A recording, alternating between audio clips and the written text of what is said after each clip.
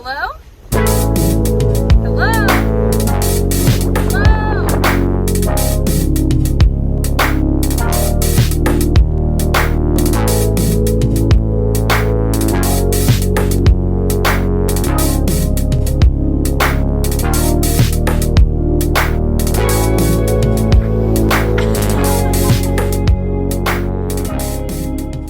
One more time, everybody. Let's start the show. Thank you so much for coming. My name is Kat Vine, and this is Cat Calls, the show that I started back in April of 2020 as a quarantine project that I have been so honored to continue all year, every Thursday here on my channel, twitch.tv/CatVine. And I have to thank everyone who's ever tuned in because this is the final episode of season 1, not of forever, but just for the year. And OT John, especially you, because you're here today. And I was getting a little misty-eyed today while I was getting everything together and final preparation because this year has been tough for all of us, and it means so much to me that I was able to create something. It's been a goal of mine for years to start a project of my own outside of just the freelance writing that I do. And it's wild to me that I was inspired to do so during such a crazy year, and I hope that you found something that inspired you throughout the year. And everyone who's ever tuned in to my show, like Jerk at Work, has inspired me to continue existing. 2020 is hard, bro. But yeah, this is the final the final episode of season 1. And what does that mean? Why am I calling it season 1? Well, because, thank you, just subscribed. Ooh, that is supposed to bring my subscriber goal up one. I don't know why it didn't, but look, I have a subscriber goal. Yeah. Trying to get to 20. I don't think that's gonna happen by the end of the episode, but you never know. Magical things do happen. Season 2 will be markedly different in a variety of ways. First of all, my background is different, and I'm going to have a bunch of really cool stuff going on, not just a beige wall, but most excitedly, I'm going to have my own original theme song, you guys. How crazy is that? Yeah, I got this really cool French producer that I know to make me an original theme song, and while they are not signed to Ed Banger, I do bang that. Okay, you guys get it. My friends get it who are here. And I'm not doing anything weird. Only the regular weird stuff. Anyway, I'm really rambling. I need to just get it going because our guest is ready to join the party. Helping me close out season 1 of Cat Calls is a friend. She is a multi-talented ray of sunshine. Everyone give it up for Pennywild! Yes, Pennywild is absolutely just such a great personality and such an impressive human.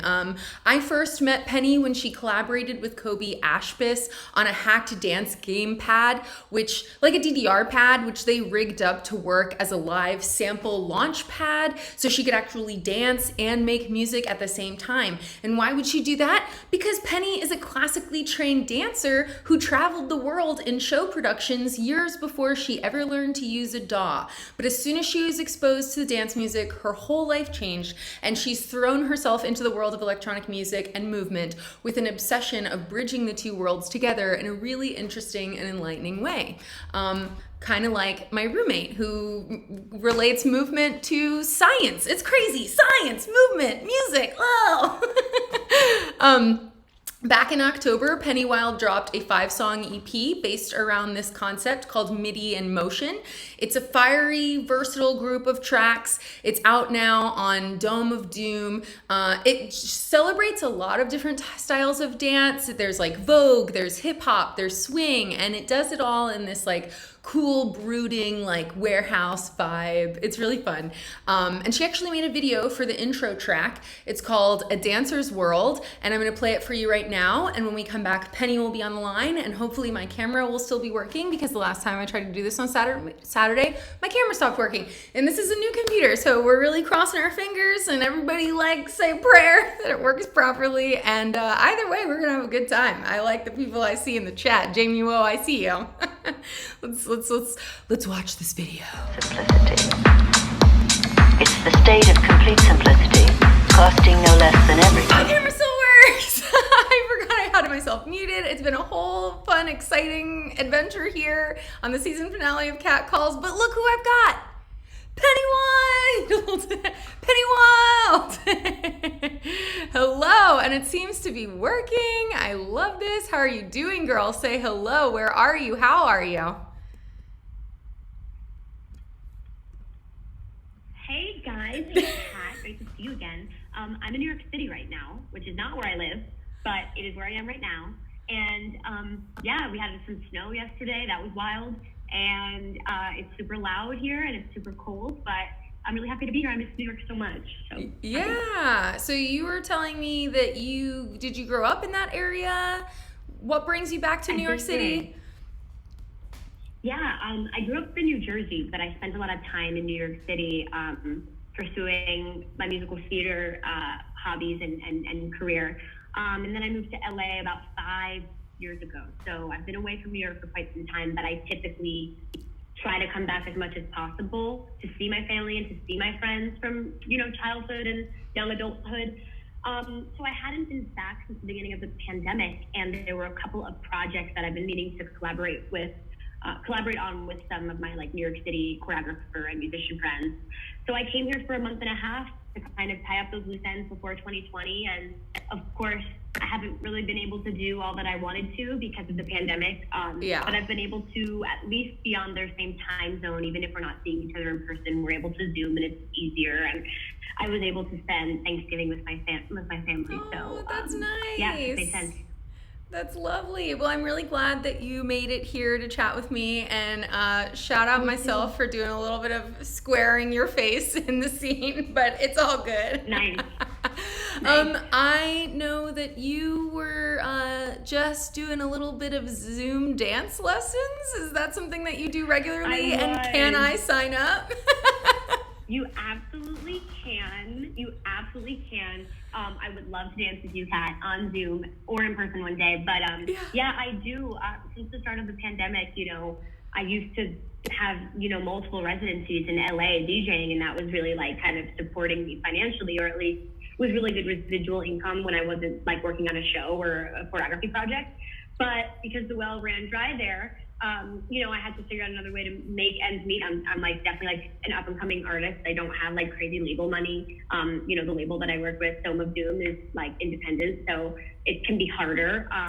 But I started teaching Zoom dance lessons pretty much I would go ahead and say it's completely part time. I definitely log 9 to 10 hours a week of good private sessions. Yeah. So I just had a tap lesson with 2 really sweet 12-year-old boys. Oh my God. That was really sweet. That's so fun. Well, I have been really hoping to take some dance lessons as ASAP, basically. And if I could take lessons with you, that would be really fun. I'm serious. Let's do it. Okay, hell yeah. When this is done, we will reconvene. I wonder, what are the chances that you would teach my boyfriend and I how to break dance? Because that is something we're both interested in doing. The chances are very high. Shut up. That's actually, oddly enough, kind of where I got my start in training at my dance studio. They were really, really heavy on street style. So we learned breaking, popping, waving, locking, whacking, voguing, a lot of those street hip hop styles. So I'm pretty well versed. Yeah. I do for myself. Well, I love all of the sound of that. And OT John in the chat is actually a roommate of mine. She's also a dancer, and she says she's inviting herself. So we'll just have to get a whole little crew going. They're invited. They are totally invited.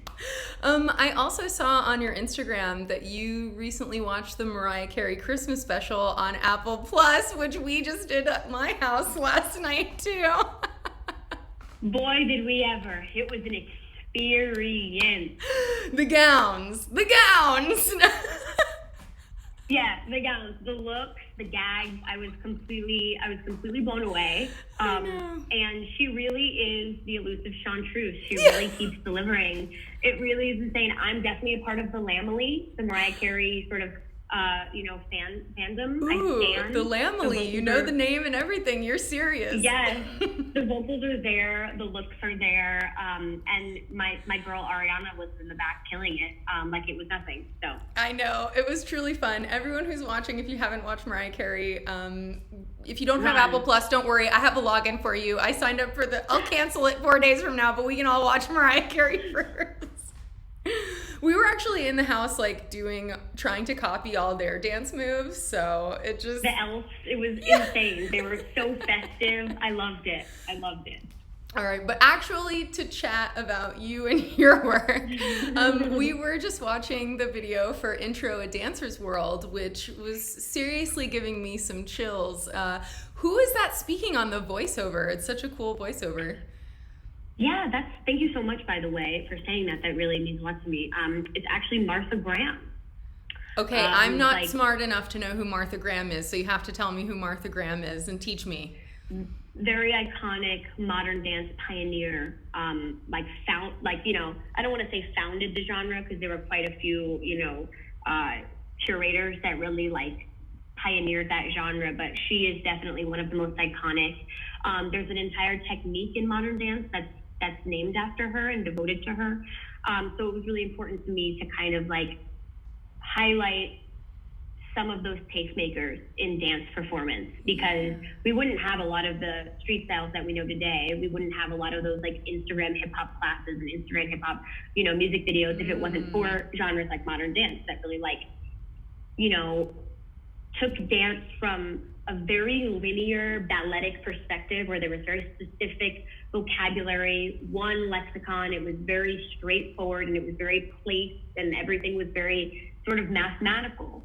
And then people like Graham came along and said, well, we can be more pedestrian. We don't need to turn out our legs. We don't need to point our feet. We don't need to have musicality. We can be the music. We can do weird things with our hands and make weird shapes. And, that was the types of impetus that really pushed the boundary for dance. So that was important for me to highlight someone like her. Well, it totally makes sense hearing you say, and OT John is in the chat screaming legend. So we have some fans in the house, but that makes so much sense when I hear you say that, because you and everything that you do is so much about how you can be the music, we can be the music. This is a theme that has run throughout your career as far as I've been following you. So it makes sense that you would pick her monologue, I suppose. What was that speech she was giving? Was that just from an interview or something?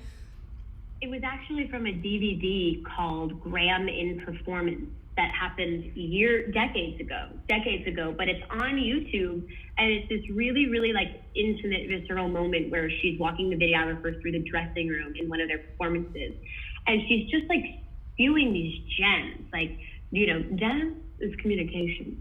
She's just really going deep into the language and the sort of why and the heart of what they're doing, and it's that type of thing where I don't even know if she knew how much history she was making during that time. Yeah. So I thought it was a really brilliantly understated sort of text. And why not chop it up and throw a kick underneath there, and suddenly it's the song. Exactly. I know. We got all kinds of gospel-esque vocals on top of house tracks. Let's do it with a dance legend. Honestly, Disclosure Vibe was definitely an inspiration. Some of those tracks that they make, obviously When a Fire Starts to Burn, and also most recently Energy, yes, are really impactful. And it's the type of stuff that makes you really think and makes you connected, but it's also a bop on the dance floor. It's that's what Robin does so brilliantly. She really evokes feeling. By the way, I think today is 10 years of Body Talk, so very, very, relevant. But yeah, S.G. Lewis also does a really good job of that, of really evoking emotion, but also it being a dance floor bop. Fortet too. That's my favorite part about Fortet. So, I love it. Everyone get if y'all ain't following these artists on Spotify, do it now. Pennywild's Best of 2020 now. Yeah, I know. Accidentally, I just kind of gave that away. It's good. It's true. good. I We mean, like. those are some of like the best. We love it. I do want to hear more about the concept behind the whole Midi in Motion EP, though. I mean, it clearly has a concept of movement, and when I listen to the tracks, I hear different styles of dance and music represented in each one. Was that purposeful? What was your vision when starting this project? Talk to us about Midi in Motion. Yeah, absolutely. Well, when I set out to sort of release my first cohesive project, it was really important to me that it had some sort of arc and it told some sort of narrative story, even if it wasn't super linear with like characters per se. Artists like Kendrick Lamar and Halsey, who like really have these concept projects, really inspire me, especially because I come from a very heavy background of musical theater. Mm-hmm. So for me, everything needs to kind of like integrate into itself, and it needs to be very cathartic. That's just my like musical theater upbringing. It's never I fuck with it. Me too. I appreciate a concept. Appreciate high art. Yes. And so, you know, I felt that I was maybe a little bit more limited with the content because I'm a music producer and not necessarily like a rapper or a singer. Although, who knows? But definitely not gonna rap ever. But maybe I don't know. Never say never. Who knows? But I felt a little bit more confined, so I figured out that it would be most beneficial to really go ham with like the sampling and with the context of it all. So I went into the project, you know, I probably created about 10 tracks, and then the 5 that made it are the ones that we decided to bring out for the EP. But each track needed to pay homage to a certain genre of underground dance. That was kind of the through line. So cool. It ended up being modern dance with the intro track, and then with Shirley Temple, that's an homage to tap, and all of the percussion sounds in that song are sourced by my tap shoes. I thought Yeah. so. It sounds like your feet, and that makes so much sense to hear it's about tap. Everyone has to go check out that song. It's really fun. Thank you. And then there was Break Time, which is an homage to like break culture. So like, you know, not only break beat musically, but also break dance, b-boys, b-girls, bone breakers, what have you. And then Footsteps, which was the single off of the EP that actually came out on Dimmock a year prior, or about, 8-9 months prior. That was a dedication to like Vogue and ball culture. I don't know if anybody, you know, watches RuPaul's Drag Race or Pose or Legendary, but you know, those types of shows and performers are like really, really, really inspiring to me. And I'm not necessarily like in that community, but I'm definitely like a fan and someone who like really appreciates it. Oh yeah, anyone who's been to a ball has to be a fan. Sorry to interrupt. Oh my God, I know. I just like to make it clear that I'm not like in the community, right, because I know that the community is like so self-sufficient and also like has like literally like defied all adversity. And so like I would never want to claim that I'm, you know, because yes. And just also checking my privilege type of thing. Yeah, that makes sense. And I have seen what these like mothers can do when they decide to fight somebody. Yeah, I have been there. And I felt very confident releasing this track, mostly because the MC that I brought on to do the chanting is like a very respected, renowned Vogue and ball MC that has been in multiple houses, and it's in New York City. And I actually had the honor of dancing in a company with them a couple years ago. So when I brought them on, I was like, listen, I know that this is like very authentic. Do you feel comfortable? And they were like very encouraging, and they said, listen, you're one of us, like you danced with us, like, you know, I'll co-sign. It's also a banger, so. Thank you. I really love that track. We're gonna play it later, just so everyone knows. We will get a little taste of it, but it is a banger. Thank you. I appreciate that. And then the final track was an homage to swing dance, which is something that I'm not very experienced in, but I have a very good friend that's like a professional Lindy Hop dancer, jazz vernacular. Shout out Caleb, he's amazing. And not to go on a tangent, but we were on a tour of a musical, West Side Story, when we were like both 18, so like 8 or 9 years ago. And in each city, he would take me to a swing club, and it literally just felt like you were in a speakeasy, like it was Prohibition AF, and people are just dressed to the nines. as if it's the 20s. That's so fun. And yeah, so he kind of exposed me to that world, and I'm definitely not a swing dancer, but I tried and had a lot of fun with him. Yeah. So. Okay, that's, first of all, I know that right now we can't go anywhere, but when we can, I would really like to go to some of these swing clubs that you just mentioned. That sounds incredibly fun. I love a secret spot. I love a swing dance. Like, I don't know what I'm doing either, but we can make it up as we go. We're totally. fun. Totally. But you also brought me exactly to where I wanted to go next, which was just talking to you about your history as a dancer. And I mean, did you just come out of the womb dancing? Like, when did you get fall in love with movement and dance? How did it happen? Well, I think having an older sister who was also involved in dance, and I kind of just wanted to always do what she wanted to do, it was a no-brainer that she was in dance class and she was very good. And I was not very good, but I really, really wanted to get involved. And then I ended up kind of sticking with it, and she ended up kind of falling out of interest with it, and now has her own career. But I just stuck with it. I was very disciplined. The dance studio that I went to was very rigorous, 20 hours a week. It was very, very, very, very intense. Maybe more intense than a person that age should even be exposed to, because it was just very rigid. Didn't sleep. My entire high school career was up at 5 in the morning. Did go to my performing arts high school. I was gonna say, did you go to a performing arts high school? Was that part of the whole deal? Because exactly, and it was an hour away from my house.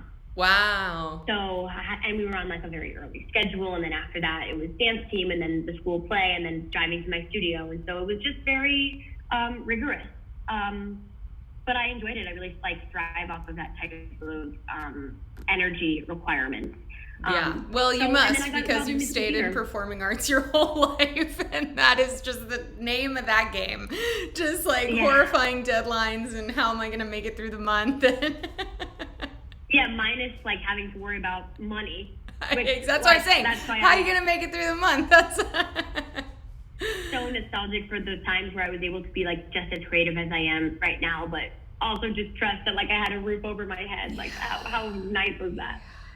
What is it about dance that enthralls you so much? What is going through your head when you're in the midst of all this movement? How does it feel? Well, I just think by nature, it's one of the most compelling art forms that exists, because everybody has a natural instinct to move their body when they hear sound. That's just something that is a golden rule that's never changing. And even if you're someone who, those people who don't really listen to music, yeah, which what's wrong? Very strange. I don't get it. Even those people have a sort of impulse to bop when they do hear music. And so I think that I've always been interested in being a vessel for sound, as silly as that sounds. I mean, I think that's also the reason why I pivoted to making music in addition to just responding to it, because I want to be a part of it. I just want to be closer to it. There's something about it that really just hits the pleasure center, and it's just so satisfying. Today I was in a studio with a really good friend of mine, and we were creating a choreography, a piece of choreography for a contest, for an Instagram contest. Oh, fun. We were doing it, and I was exhausted because I've been dancing really hard every day this week. It's always what happens when I come to New York. It's there's always so much dance here. And I was exhausted, and I really was in pain, but I just had this stupid, smug smile plastered on my face because I had just spent the last 2 hours dancing to a really great song, and it sounds cliche, but there's no better feeling. Yeah, I totally understand. I mean, that's how I feel when I'm at a really good party, and when someone's playing my favorite songs and I'm just totally letting loose, going nuts. It's transcendent. It's euphoric. It really is. Mm-hmm. And I know it sucks because we really can't do that right now, but that's the gift of having that dance vocabulary, is that you don't even need the ambiance. You don't even need the environment. You just have a mirror and for me, I really like to dance with someone. So if I can be in there with one other person, that makes all the difference. All right, I think this is a good opportunity to play your dance routine video that you made to the Ornament song. Can you talk to us about this? Your routine, I suppose, is called Aint No Ornament. Talk to us about what this is about and these pieces that you put together. What are we going to see right now? Yeah, so this is a piece that I did as a part of one of my sort of performance series digitally that I call Pennywild Wednesdays, which is the only sort of limitation is that they are posted on Wednesdays, which started as an excuse to sort of give me like accountability to just create art for art's sake and not kind of wait on a commission to do so. And I was very moved by a friend of mine, one of my friends who is a manager. She manages a client who created a remix to this song. She was playing me the demo. And I heard it and I was like, what is this? And she was like, it's probably never going to come out, but here's the original. So then I couldn't stop listening to the original. And it was really the remix that got me, but the original is just as incredible. And I just felt compelled to move to it. So I called up my friend later, who is a videographer, and I asked him if he would want to get creative with some angles in this weird like inlet park that we found in the valley in LA. And then we just went for it. So yeah, that's really all there is to say. Cool. That's still awesome. Are you keeping up with Pennywild Wednesdays? Can we still watch you drop? I am. I actually released one yesterday. Woo! Awesome. Oh yeah, it's Thursday. Yeah, I literally released one yesterday. So I think there's close to 50 of them now. Wow. And they're all in that tag. So if you just go to Instagram and you look up Pennywild Wednesdays, you can click on it and see all the previous. Okay, awesome. Well, here's a preview of what's waiting for all of us with Pennywild Wednesdays. Okay, check this out. Just to break it up and pick me up again. Burning me like the Muffin Man. And we're back. We were just talking about what it's like to be a woman. And how the worst part of it is everyone asking you that. I was literally just telling Kat that I feel like you probably get that a lot too. Like, what's it like, working in music as a woman, and you're like, just like it is being in music as a man? I don't know, or a non-binary person. No one asks this question of them. No, no one asks me anything because I'm on the other side of the couch, the camera. I don't know. And really quick, I just want to introduce really quick a second guest who is my best friend who I'm staying with in New York, and his name is Alex. Alex! Yeah! Hello! Oh, you're just going to get some wine? We're all jealous. Some wine. We're all jealous. Bring some for the class. Come on. Yeah, bring some for everybody else. I know, but not with restrictions. We can't do that. But yes, well, that was a great cameo. I loved it. Great cameo, she said. I actually want to go back and circle around to when you talked about being on that tour with the West Side Story production. I heard that is when you were really exposed to dance music and fell in love with this idea of becoming a producer. Is that true? That is absolutely true. It was kind of like a year and a half of this sort of like idea bubbling inside. And I would say that the breaking point was actually when I returned from tour and I went to SYF, may she rest in peace, if you remember that festival at the downtown Exposition Park. And I saw Grimes for the first time. Ooh. And I was like, oh, yeah, I gotta do this. Talk about another badass bitch. Oh my God. I mean, she's definitely the reason that I make music, period, because all of those things were bubbling up while I was on tour in Europe. We went to Berghain and we went to Fabric and we were in Amsterdam and we went to ADE. Yes. I didn't even know what ADE was, but I happened to be there. Wow. And I was like, oh, David Guetta's here. That's like cool. A star-crossed moment. That's crazy. I know. Wait, how did you get into Berghain? Well, our cast, we all got invited to go. Like, one of the producers on the show knew someone that like was throwing an event for like all of the entertainers that were in town. Like we were playing the Deutsche Oper, the Deutsche Opera Right. Center, and you know, the ballet dancers were invited. We were invited. Wow. So that was crazy. And then a very similar thing happened with Fabric, where like for our opening night present, we got like a invitation to go. Damn. You know, they didn't pay for anything. We like paid for our like drinks and stuff. Right. But we were able to get in, and I'm so glad that I got to experience that like in the seemingly like kind of golden era. Yeah. And if It was in anyone... 2012. Amazing. And if anyone Yeah. for some reason doesn't know, Berghain is like notoriously hard to get into. It's this club in Berlin, and like you could be the coolest person on paper and the bouncer will just look at you and be like, no. And they want, I don't know, they just want you to be real kooky. Not kooky, but like just real. I don't know. I've never been, but I hear, so it's very cool that you got that experience. Was it as exciting inside as they make it seem? Yeah, it was really like a doozy. I mean, honestly, most of it is a blur, which is, Of course. which, you know, that's how you know it was great. Yeah, But, exactly. yeah, it was, I mean, that entire experience was just so trippy. It was so surreal to kind of like live out this childhood dream of mine. Because I was 18 when I was on the road. So Wow. 18, 19, and 20, I ended up doing it off and on for like 3 years. But yeah, that was definitely like, I had never heard of any electronic music really. Like I was just so not there.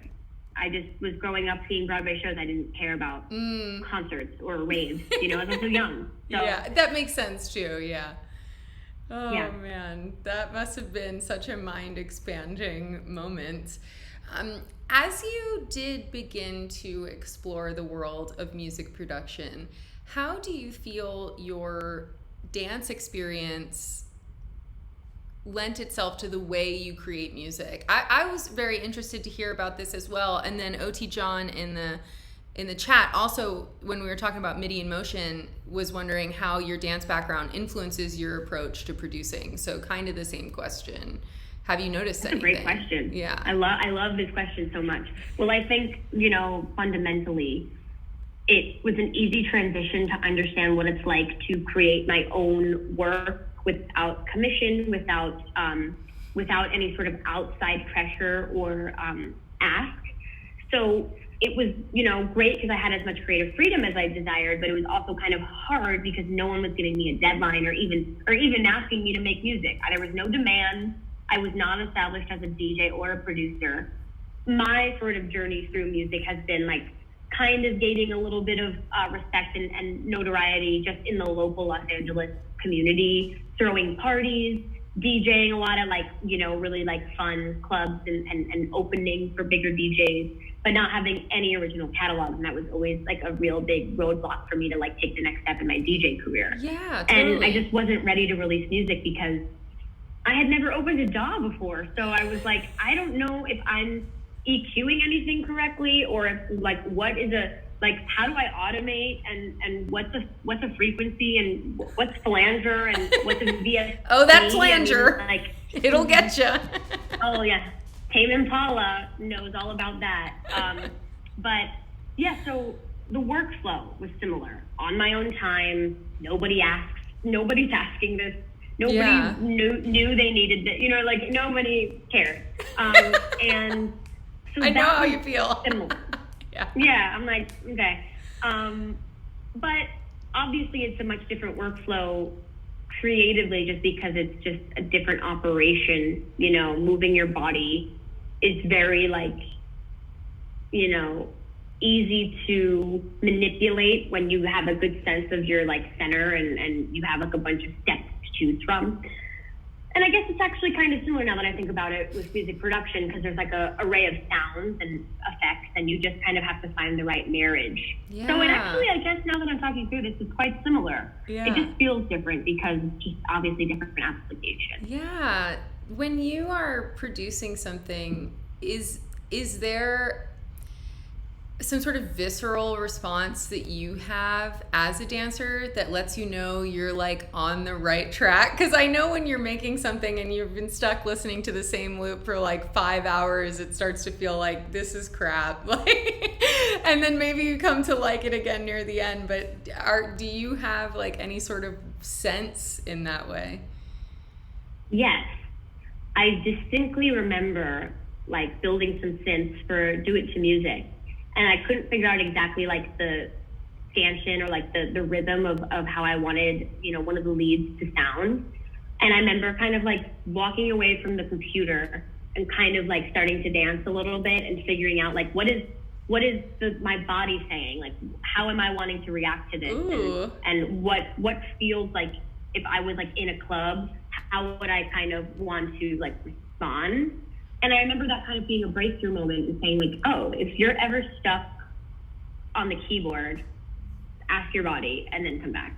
It really is, it's a really great tool. That makes so much sense. And it really, especially when you're making dance music, like I've heard other people say that to me too. Like they're like, if I want to dance to it while I'm making it, then it must be pretty okay. Especially if you're just alone in your room. So true. Do you think, yeah, oh my God. And you're like, if you're bopping, it's a good sign. Yeah. I always, my boyfriend likes to make music as well. And I always feel like if it's stuck in our head after and we're just singing it, then it must be pretty good too. Maybe one day he'll release something. Yeah, I was just gonna say, what's his alias? I know. Maybe in 2021 we'll have some fun things to share with you. I'd love to get your input on some stuff. Yeah, I would love that. Do you think that making music has influenced the way that you view dancing now? Yes, definitely. I think that I have a sharper ear now. And I think that it's more so than being a dancer has made me a better musician. Being a musician has made me a better dancer, because now I hear things that are so low in the mix. Typically, like I can hear a sub because I didn't know what a sub was before. So like I hear like that warmer coating underneath the bass, and I'm like, let's hit that in the music. So like instead of going on the lyric like one e and I wanted to like boom and you know, I wanted to find that extra sound that maybe was tucked away that I wouldn't have been able to recognize. And I think like my favorite choreographers are choreographers who force me to hear a song differently. Yeah. Okay. Let's follow that route. Who are some of your favorite choreographers? Who should we be checking out? Wow, that's an amazing question. Well, first, who comes to mind first, who's always going to come to mind first, I think, is Paris Goebel. Now, I am aware of. As a layman, I know Paris Goebel. Yeah. I'm so glad that she's reached that status now where, like, she's a household name. And actually, for Christmas, I bought myself some of her new line. She just came out with, like, a dancewear, like, active line. Ooh. And I ordered myself some items as a little treat.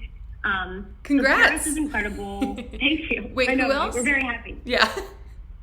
Paris is incredible, Okay. and she's definitely up there. And then I also really enjoy, he's a little bit of maybe a smaller choreographer in comparison to Paris, which I hope he doesn't take offense to, but he goes by Boy Boy. Ooh. And I've been watching his work since I was a kid in New York City. And he's only like a year older than me, I think, but he's always just been ahead of the game. He danced for Beyonce. He dances for Ariana Grande now. He's been dancing for a long time. But his style is absolutely breathtaking, and I adore it. And then my friend Ian Eastwood is a really incredible choreographer as well, who he's been choreographing for the band Pretty Much, who's like a younger boy band. I also love a choreographer by the name of Gil, who choreographs most infamously for Janet Jackson and always has. Nice. And then when it comes to sort of the other side of things, the musical theater side of things, this is going to be like very corny to say for any dancers or choreographers listening, but Andy Blankenbuehler, who's like essentially the Paris Goebel of musical theater, he choreographed Hamilton. And he also choreographed In the Heights and Dance Stand and a myriad of other shows, and he's been able to really marry like street style with narrative storytelling, musical theater, and I want to do that. Yeah. And then finally, my number one collaborator and best friend and mentor, whose name is Eamon Foley.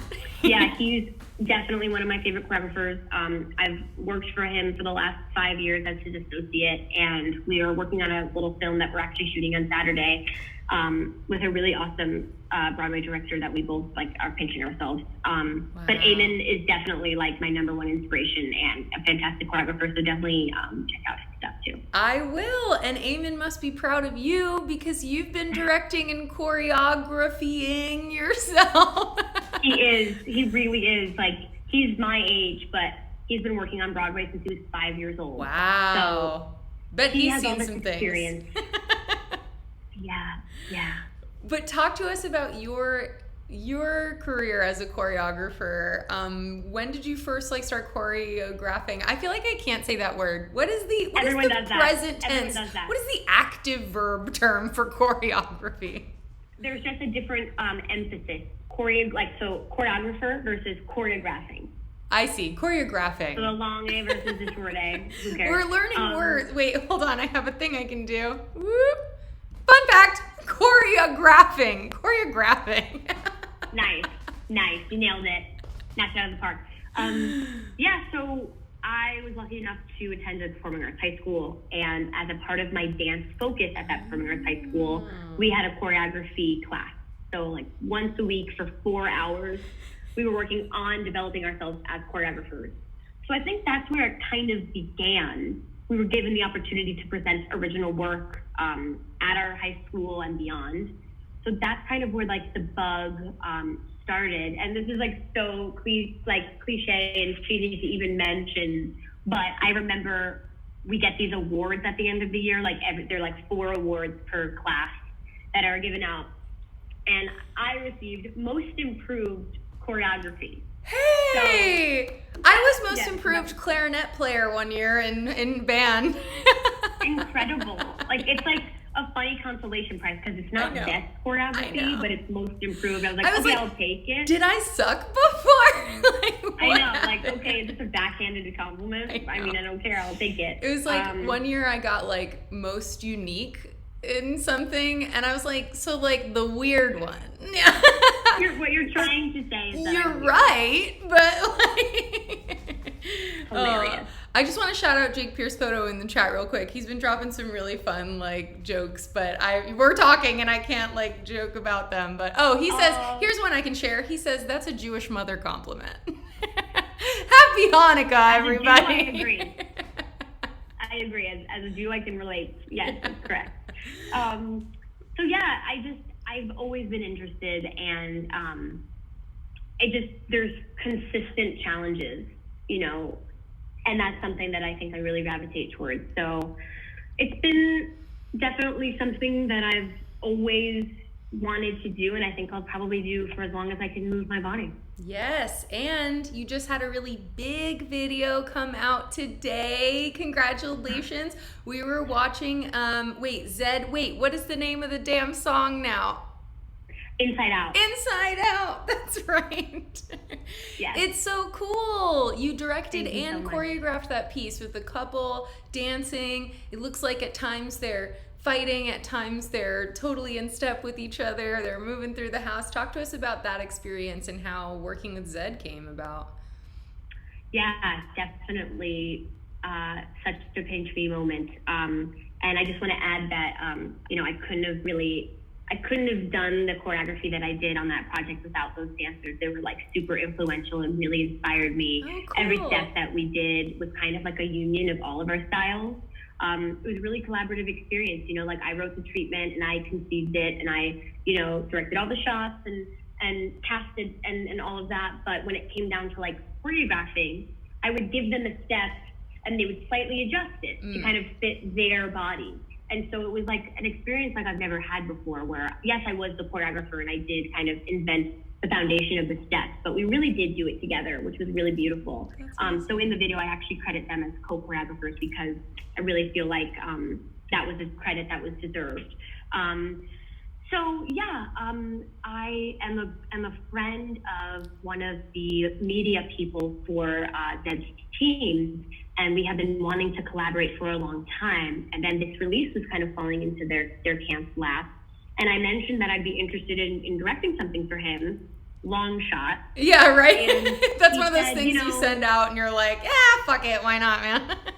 He was like, we've got a lot of like people on our team, but if you want to like send me a pitch, go for it. I can't promise anything. I don't want you to waste your time, but like if you want to, who am I to stop you? I was like, great, I'll have it for you tomorrow. Made him a pitch. He really liked it. He wanted me to like adjust some things. We presented it to his team. They were in. We negotiated a budget, and then it was off to the races. So it was a really surreal kind of happening. That is so awesome and well deserved. You've been hustling. Thank you so much. You've been hustling. Thank you. Thank you. And it just dropped. So if you weren't here at the beginning of the stream when we watched it, when this is over, go check out Inside Out by Zedd, and someone else is on the track. Now I can't remember who it is. Griff! Yeah, Griffin! Mm-hmm. Yeah! Amazing. Choreographed and directed by none other than Pennywild, today's guest.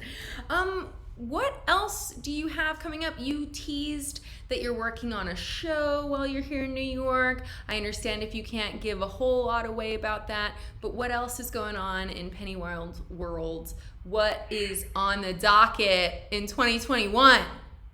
Yeah, so there's a follow-up EP that will be dropping sometime in 2021. We don't have exact details yet. We're still ironing out some release dates and kind of planning the schedule, depending on honestly how things go with the state of the world. I'm sure everybody's kind of on their toes and their calendars are a little bit frozen.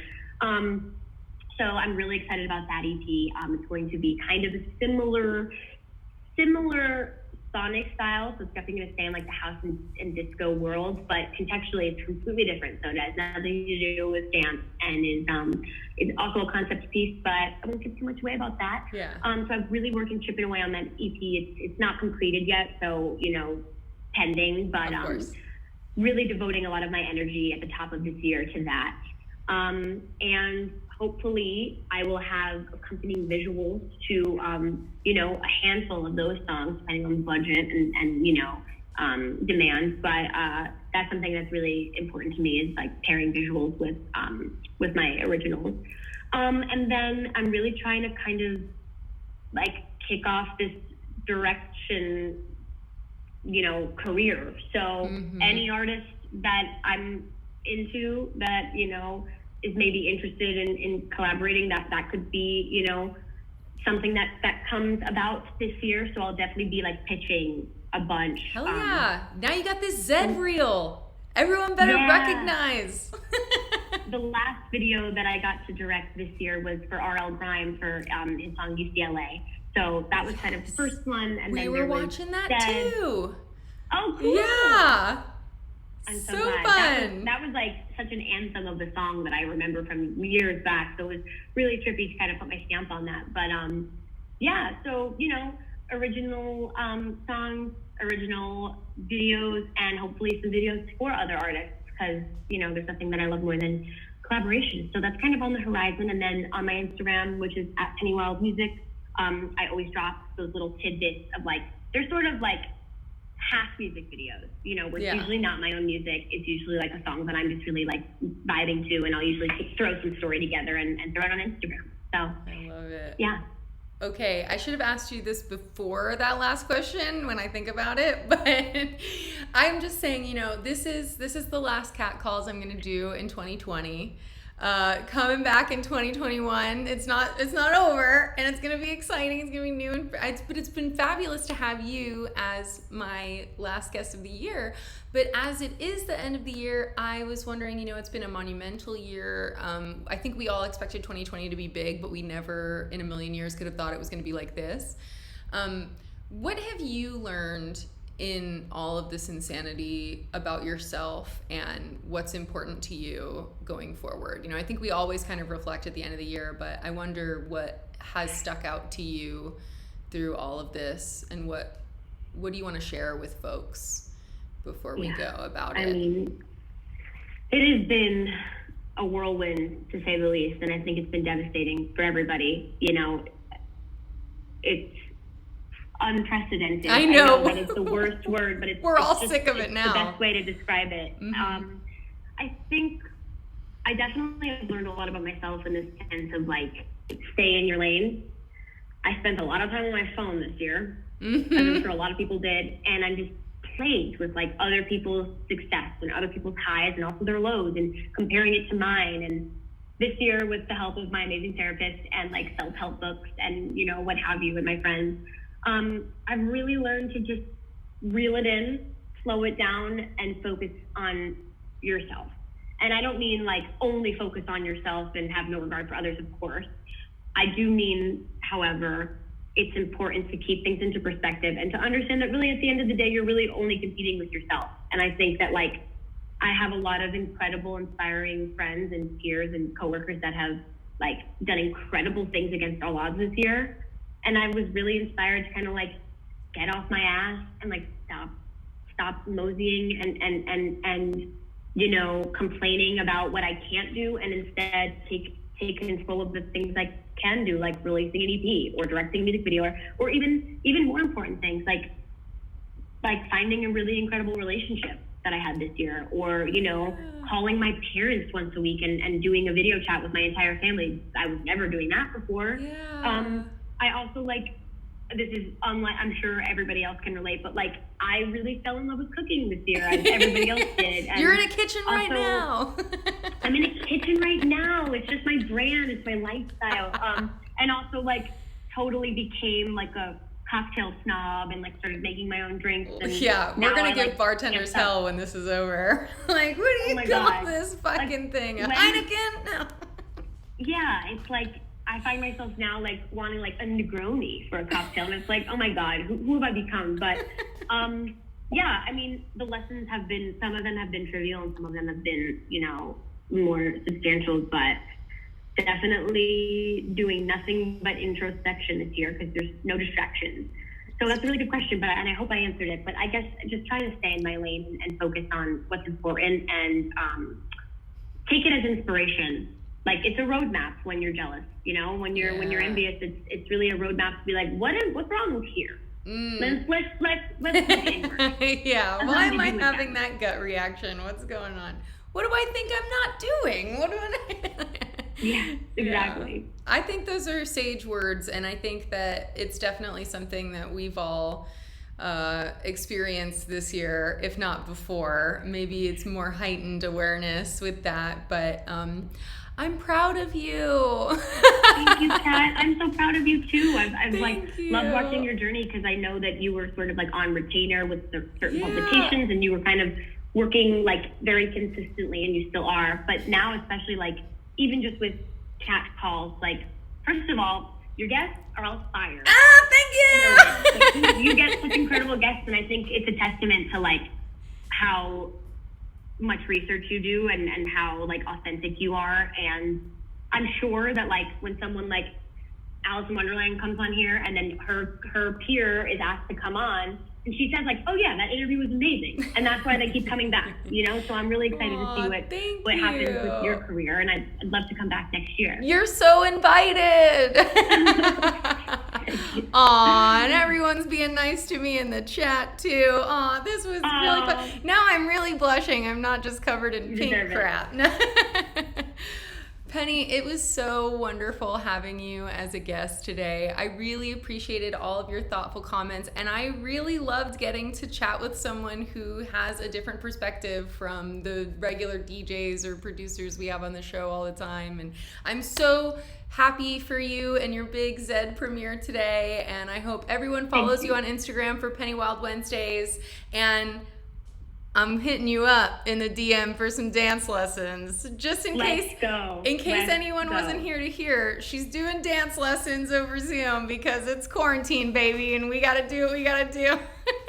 My DMs are open. Thank you so much, Kat. Thank you so much. This was such a joy for me. Yeah. Please enjoy the rest of your day. Go get a glass of wine with Alex. You deserve it. I will. I'll tell him that you say hi again. All right. Yay. Oh, and OT John says the Zedd vid was inspiring. Oh my gosh, thank you so much, John. That's so sweet. I really appreciate that. Yeah. Let's chat. DM me. Yes. All right, bye, Kat. Bye. So see you later.